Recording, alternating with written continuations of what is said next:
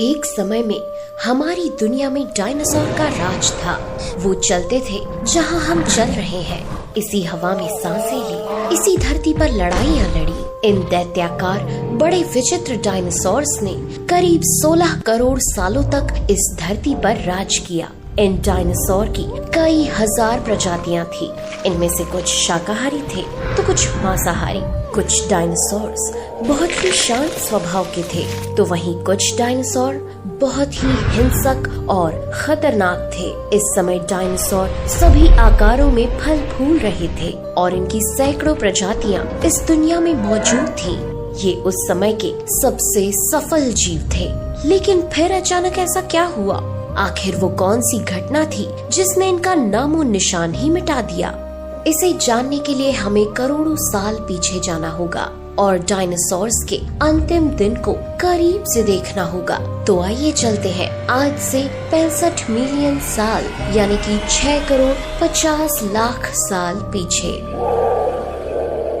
आज से करीब 6.5 करोड़ साल पहले धरती पर मौसम सामान्य था।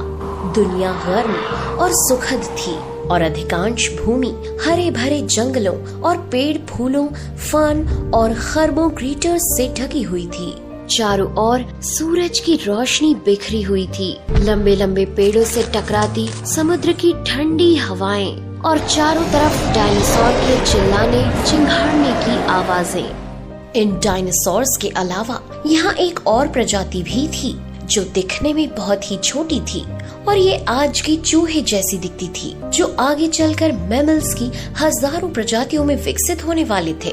जब ये सारी डायनासोर्स प्रजाति बड़े ही आराम से धरती पर अपना जीवन बिता रही थी, तब 10 करोड़ साल पहले ही इनकी किस्मत लिखी जा चुकी थी।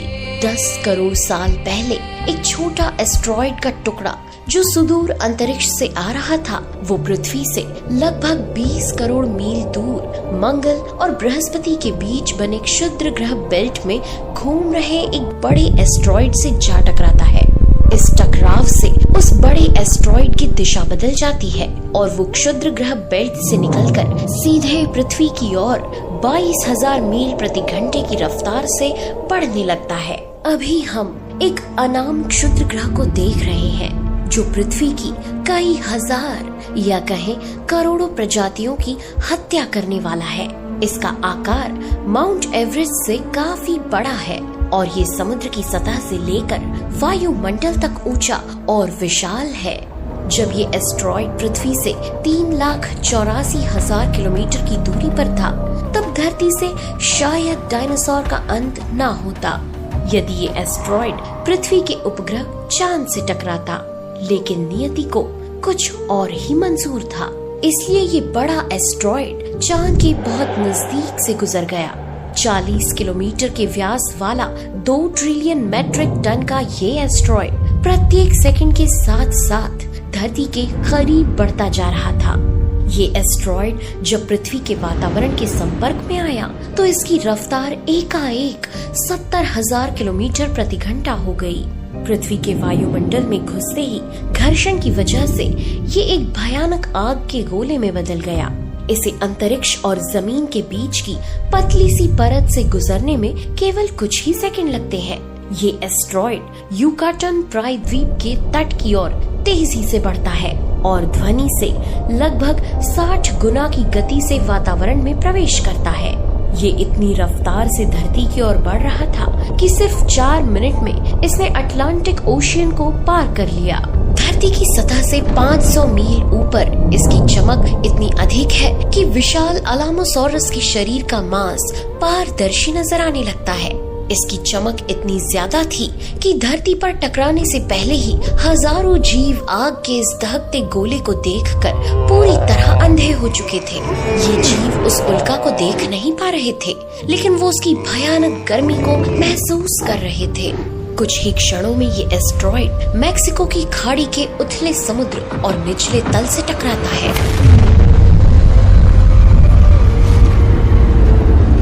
और लगभग 35,000 डिग्री सेल्सियस की ऊर्जा वाला एक भयंकर विस्फोट होता है।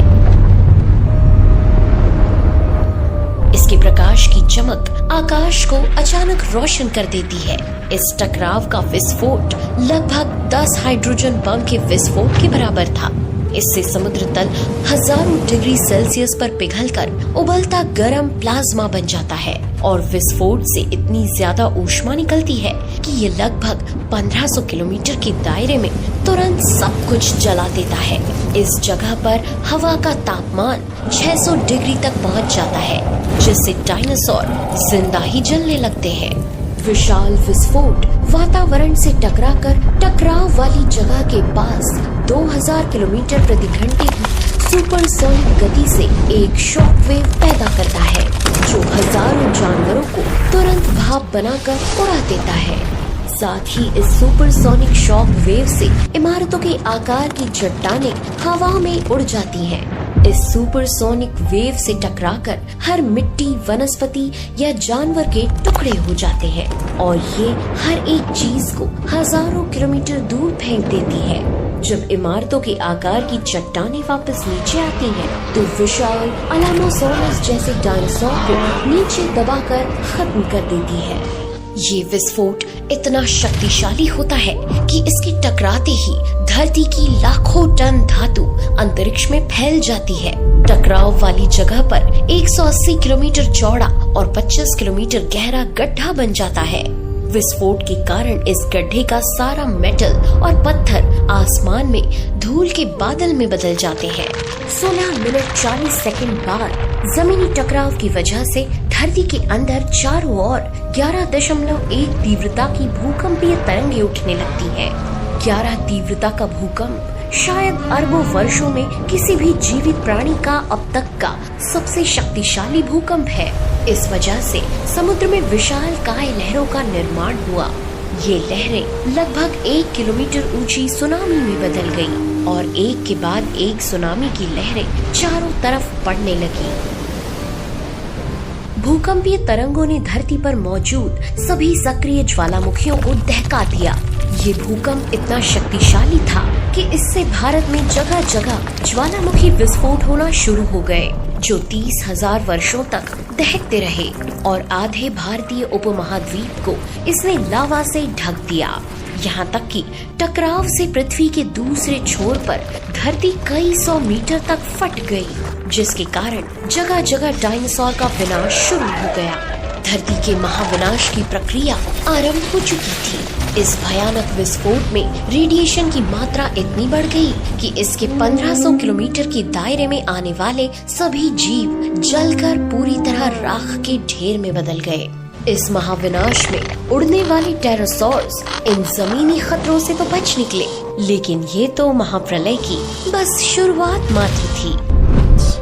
विस्फोट की वजह से जो अरबों टन मेटल, पत्थर और धूल के कण अंतरिक्ष में गए थे, वो ग्रेविटेशनल पुल के कारण ठीक 40 मिनट बाद आग के गोले के रूप में पूरी धरती पर बरसने लगे, जिससे आसमान में उड़ने वाले टेरासॉर्स भी इन आग के गोलों से बचकर भाग नहीं पाए। आसमान में पिघली चट्टानों के ये गोले और नीचे भूकंप की तबाही, बचने का कोई रास्ता नहीं। मलबे की बारिश और गर्मी ने दुनिया भर के जंगलों को पूरी तरह जला दिया। ये आग महीनों तक जलती रही और इसने पृथ्वी को अपने आप में एक भयानक गर्म नर्क बना दिया। साथ ही धूल का एक बहुत बड़ा तूफान 6000 किलोमीटर प्रति घंटे की रफ्तार से पृथ्वी की दूसरी तरफ मौत लेकर आ रहा था।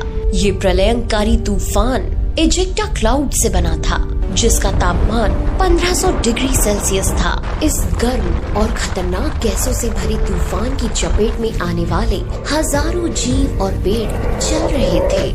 ये बादल कई किलोमीटर मोटे थे, जिसकी वजह से धरती पर सूरज की रोशनी का पहुंच पाना असंभव हो गया। गर्म हवाओं का तापमान 200 डिग्री सेल्सियस से ज्यादा हो जाने के कारण धरती पर पेड़ पौधों की लगभग सारी आबादी जलकर खाक हो गई।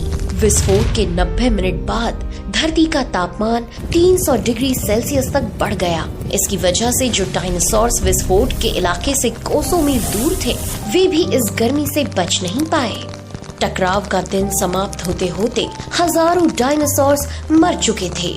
कुछ ही घंटों में वाष्पीकृत मेटल, पत्थर और धूल के कण का विशाल गुब्बारा ऊपरी वायुमंडल में पहुंच गया और पूरी पृथ्वी पर फैल गया। जलते हुए ग्रह से राख और टकराव से उत्पन्न एरोसोल से पूरा ग्रह गहरे अंधेरे में डूब गया। धरती की सतह पर रोशनी देने वाली दहकती आग ही बची है। जो पेड़ पौधे आग की लपटों से बच गए, अब वे ग्रह पर सूरज की रोशनी न पहुंचने के कारण मर गए। इस टकराव से महासागरों पर भी इसका गहरा असर हुआ। इसने डायनासोर के साथ समुद्र में मौजूद बड़े समुद्री सरीसृपों और एमोनॉइड्स को भी खत्म कर दिया। कुछ दिनों में तापमान -25 डिग्री सेल्सियस तक गिर जाता है। आकाश में अंधेरा छा जाता है और यहाँ ताज़ा भोजन मिलना मुश्किल हो जाता है। अचानक आई वैश्विक ठंड दशकों तक चलती है। इस महाप्रलय से धरती की 90% प्रजाति पूरी तरह खत्म हो गई और जो 10% धरती पर जीव बच गए थे, उनमें से भी सिर्फ वही जीव जिंदा रह सके जिनका वजन 30 किलोग्राम से कम था। इसका कारण ये था कि इस महाप्रलय में लाखों की संख्या में जीव मारे जा चुके थे और पेड़ पौधों की सारी आबादी भी जलकर राख हो चुकी थी, जिसके चलते यहाँ जो बड़े और विशालकाय जीव जीवित बच गए थे, उन्हें भरपूर मात्रा में खाना पीना न मिल सका और इस तरह 6.5 करोड़ साल पहले लगभग 16.5 करोड़ साल से राज करने वाली डायनासोर्स का खात्मा हो गया और एक पल में ही डायनासोर्स का युग समाप्त हो गया। आखिरकार पुरानी दुनिया की राख से बचे हुए जीव सामने आते हैं। पृथ्वी उन जानवरों को विरासत में मिली जो जीव छिपने में अच्छे थे। जब बाढ़, आग और तूफान आया, इन्हें जमीन पर आश्रय मिला। ये मिट्टी के नीचे अंदर ही छुपे रहे, जो आगे चलकर कई सौ प्रजातियों में विभाजित हुए। पक्षी जो डायनासोर के प्रत्यक्ष वंशज बने और स्तनधारी जो अंततः ग्रह पर प्रमुख जानवर बन जाएंगे। लेकिन हमें नहीं पता एस्ट्रॉइड के बिना आज पृथ्वी पर जीवन कैसा होता। डायनासोर्स के खात्मे के बिना हमें कभी भी वो बनने का अवसर नहीं मिलता जो हम आज हैं। लेकिन इतने कम समय में हमने महान उपलब्धियां हासिल की हैं। यदि हम सावधान नहीं रहे तो हमारा अस्तित्व एक पल में समाप्त हो सकता है, वैसे ही जैसे डायनासोर्स का युग समाप्त हो गया। यदि आपको ये वीडियो पसंद आया हो तो इस वीडियो पर 50,000 लाइक्स जरूर दीजिए और इस वीडियो को अपने दोस्त और फैमिली के साथ शेयर